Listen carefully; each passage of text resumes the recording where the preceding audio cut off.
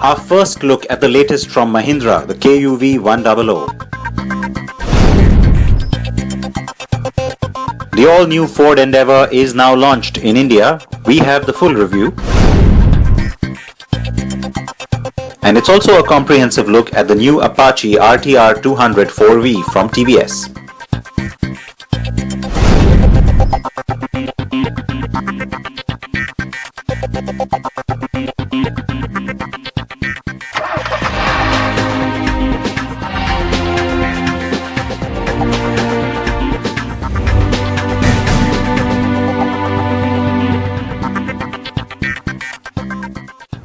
Hi everyone, thanks for joining us on CNB. I'm Siddharth Vinayak Patankar. The year has started off on a great note with a lot of new launches planned and some already getting to market. This is going to be a busy month, and then guess what? In February, once the Auto Expo hits, it's going to get even busier. Let's get started right away then. We're going to start off by talking about the new vehicle from Mahindra & Mahindra. This is the KUV100. It's been expected for quite some time. It was codenamed the S101. Does it really qualify as an SUV, or is Mahindra playing a little bit of a double-edged sword game? Take a look at the car and think about that question.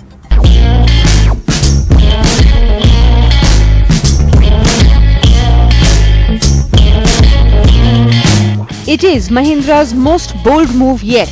Is the new KUV100 a cat amongst the pigeons or a big fish in a small pond? Is it a hatchback or is it an SUV? Well, Mahindra thinks it is a compact SUV, and that's what it's shaped like and that's what it's designed like.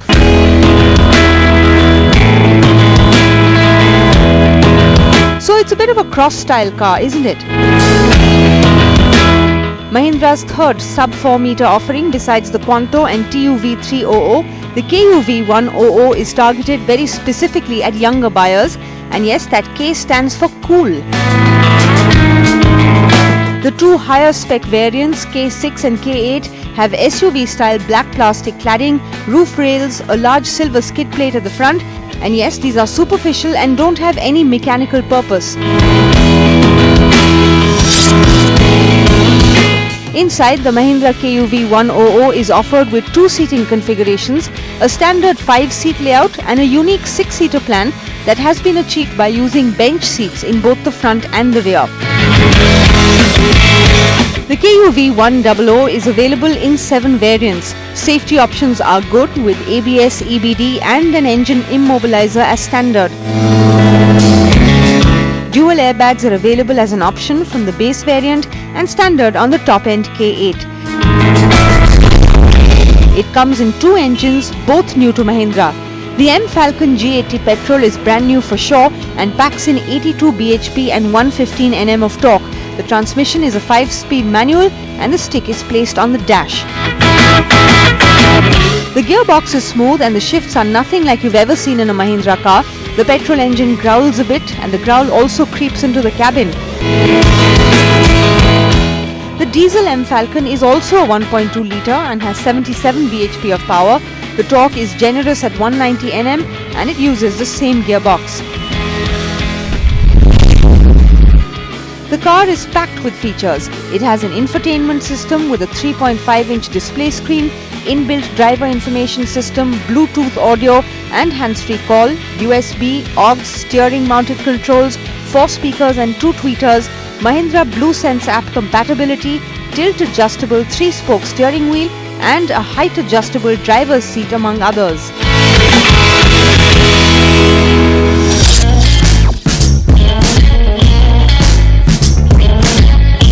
Prices for the KUV100 have been well received and the car seems to have taken off to a good start. We would love to hear your feedback on it, so please do post your thoughts on facebook.com/CNB show. So that's our first look at the Mahindra KUV100. Please tell us how you like that car, and we'll have more details on it and a look at where it sits in the market for you on the program in just a few days' time. From a very small mini SUV, let's move on to something full-sized.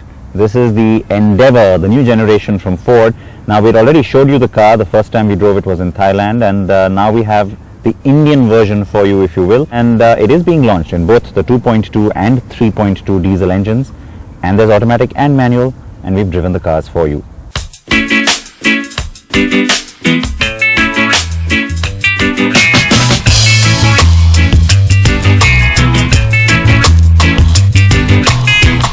We've come a long way since the very first Ford Endeavour arrived in 2003, and so has Ford India. It has also taken Ford a very long time to bring a new generation of the car to market. We've already driven the new Endeavour and showed it to you in September last year on our first drive in Thailand. And we told you at the time that the new car is much improved. The car has now been launched in India, and I can say that is indeed the case on the Indian version too. And yes, it will take on the Toyota Fortuner as its main rival, and Ford is playing it smart by launching the car at the start of the year, as it will get a few months of a free run before the new Fortuner arrives later in the year. The really smart move on Ford's part is to offer so many variants on the Endeavour. I'm talking about engines, transmissions, and of course trims too.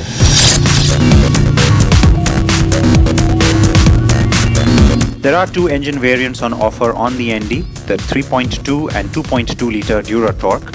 Ford will use the TDCI badging also in India to designate the common rail attribute clearly. There are just two trims, Trend and Titanium, in multiple combinations. The 2.2 TDCI is available in Trend two-wheel drive manual or two-wheel drive automatic and Titanium two-wheel drive automatic. The 3.2 TDCI is only available in four-wheel drive automatic in Trend or Titanium avatars. I drove both the cars and started with the Titanium trim 2.2 automatic two-wheel drive. The engine punches 157 bhp, which kicks in at a reasonable 3200 rpm. Torque is great at 385 Nm. The manual gearbox is a 6-speed and so is the automatic, which is what I'm driving. Now the first time you get into this car, you almost get a sense that the engine is training and it's not coming across as very refined. The more time you spend with it, you realize the engine actually is quite a gem, and the fault lies with the automatic gearbox. And then I spent even more time with it and realized I was at fault.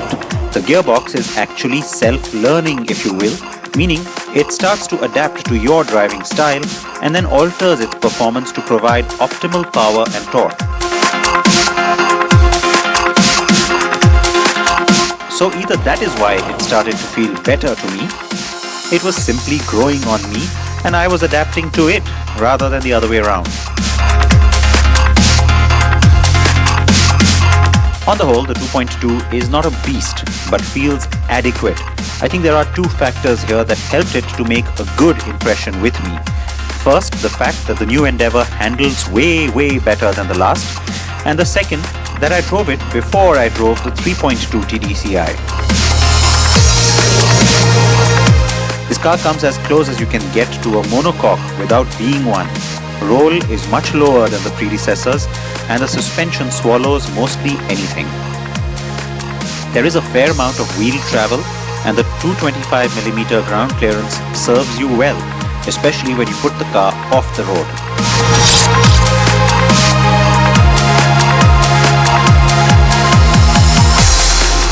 The four-wheel drive is a la Land Rover, with a dial that allows you to switch the car's character to respond to varying surfaces.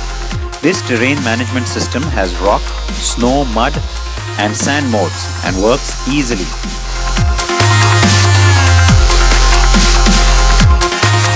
There is a display on the dash that shows you pitch and roll, so you know what's happening with the car at all times when not on the road.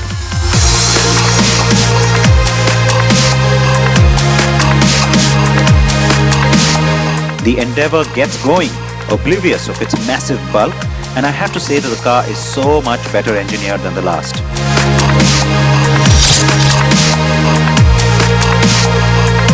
The 3.2-litre power plant is what I drove next, and it's obviously the one you really want. It is a different character instantly, and you're immediately aware of the massive power at hand. Too bad there's no manual.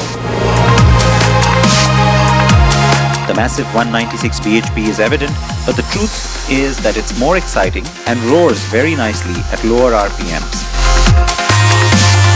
The Endeavour is definitely a true sports utility, and for that the engine does the job.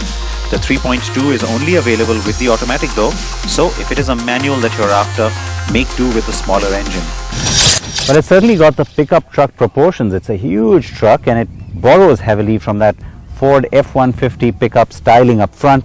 It is a trapezoidal grille now. It's not a rectangular one like the old car, but it's not thin chrome slats that you see across the rest of the Ford range. This is nice and thick, very meaty and chunky looking up front. I like that. The little addition of the LED strip daytime running light is a nice touch. It makes the car look a little more modern. The wheel arch is just huge. It's exaggerated, so much so that these 18 inches almost look small inside this wheel well. And you've also got this little vent here at the side, which adds a little bit of a styling touch, takes away from that metal expanse that you see across the car. So on the whole, very attractive design. I think it certainly outdoes the last Endeavour in terms of look.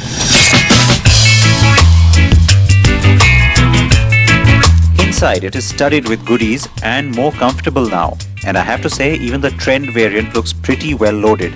Rear parking sensors, reverse camera and the power tailgate.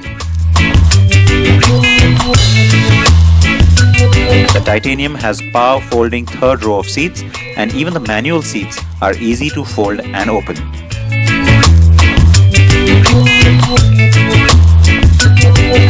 The third row isn't the most spacious though.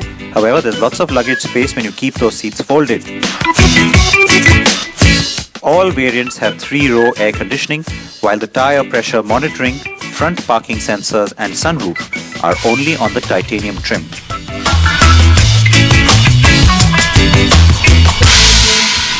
Well, the interior is a huge step up from the old Endeavour. The quality of materials, especially the way the top has been finished off in this faux leather with a double stitch.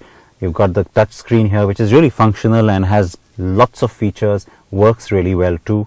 You've got the climate control system nicely integrated into it. Lots of connectivity options in terms of USB, SD card and all of that is there. Steering wheel is very well finished, nicely designed, lots of controls on the wheel as well, including the voice command for sync and a nice instrument cluster which is divided into analog and digital. You've got 2 screens on the side which again give you plenty of information.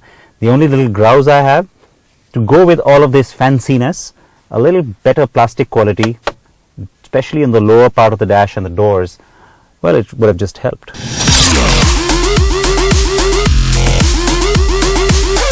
I especially liked the leather stitched dash, very nice touch. It also has active noise cancellation, a system that uses microphones inside the cabin to detect the levels of noise coming from outside and actually feeds opposing sound back into the cabin to cancel the excess sound. Yeah, it's quite neat. The car also has the latest sync voice command system that sometimes works well.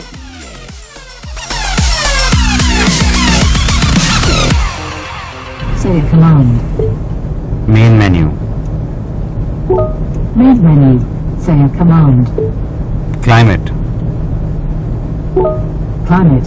Say a command. Set temperature to 21 degrees. Did you say 21 degrees? Yes. Setting temperature to 21 degrees. Thank you. And sometimes tests your patience. Please say a command. Radio. Radio. Say a frequency or preset. 2. What frequency or preset would you like? 2. Sorry. Please say frequency. 94.3. Tuning to 94.3 FM.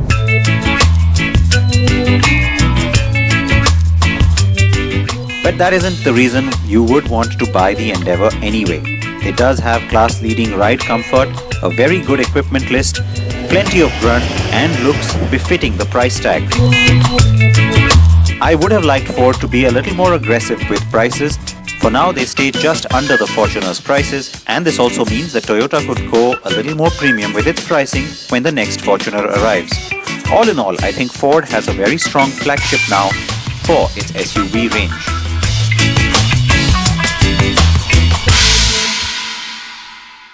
It is time for a very short break. Stay tuned. It's time once again for the country's top auto quiz, the Mahindra AQ 2016, and you can win some AQ goodies too. Just answer this question. Tweet your answer to Siddharth at Sid Patankar using #WalkYourTalk.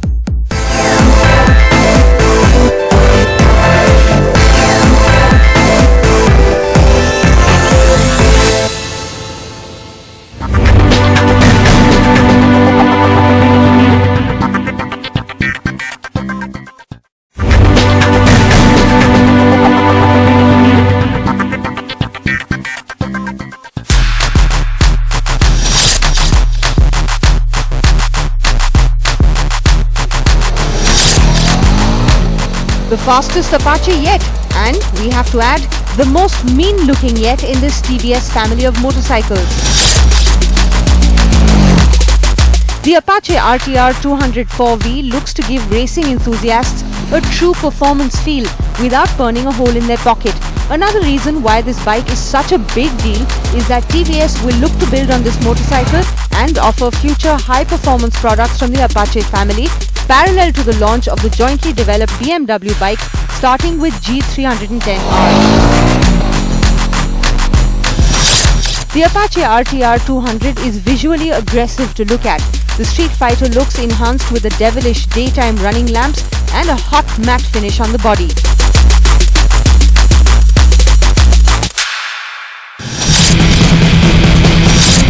We're at the TVS test track at their Hosur facility, and that is where we put the Apache RTR200 to find out just how mean it is on the road. Get it going and you can hear that the engine gets a bit more grunt than the other Apache, and revving up adds to the grunt. The 198cc 4-stroke engine on the Apache RTR200 is from a new family that now features an oil-cooled combustion chamber. The power and torque may not look impressive on paper, but TVS says there's plenty of usable power, and we have to agree, especially with mid-range torque being more than plenty. The 5-speed gearbox is extremely quick and fun, but you do miss a 6th gear on this.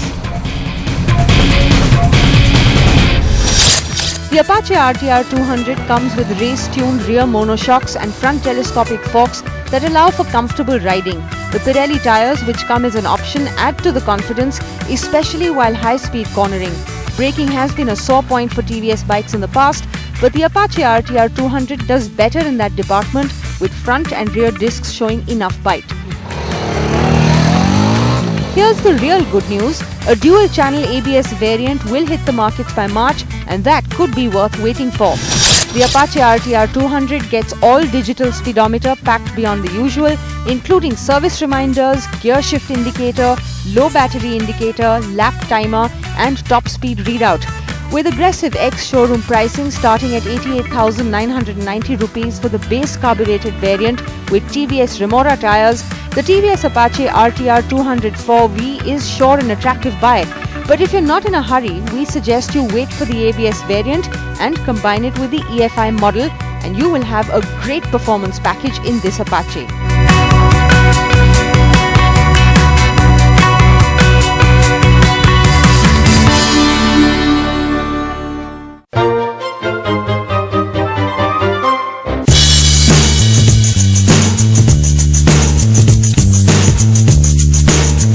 Knowing the manufacturing date of the used car you're planning to buy plays an important role in knowing the value of the car.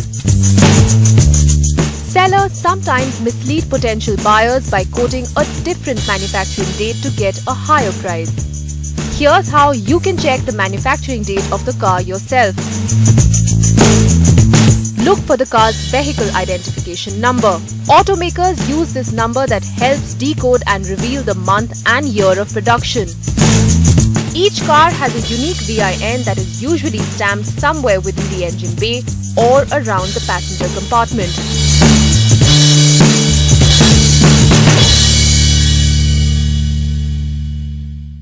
So we had lots of SUVs for you today of varying shapes and sizes, and of course levels of luxury as well. Please react to what you've seen on the program. Now we are coming very close to the Auto Expo, which means that there's lots to talk about. Join us next week. We'll have more for you on the program. And please, as always, I plead with you, wear your seatbelts, wear your helmets.